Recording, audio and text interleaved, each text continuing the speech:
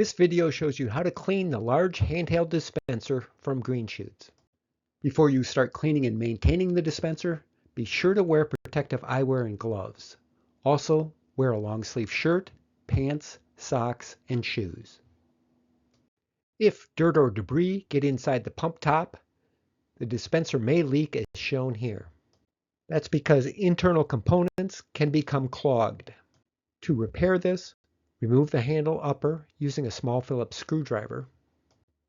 Unscrew the nozzle base. Remove the shutoff seal and set it aside. Pull out the piston and handle upper. Also remove the pressure release dial and spring. Pull off the check valve from the bottom of the cylinder. Clean inside the pump cylinder. Clean off the piston, the pressure relief valve, and the check valve. Once you have cleaned these components, smear silicone grease on all the rubber seals. Reinstall the pressure release dial and piston. Line up the spring as shown. Hold the handle top with one hand and snap the handle in place. While holding the handle top, install the screw. Put the shutoff seal in place and screw on the nozzle base. Use your thumb to push the check valve on. That's it.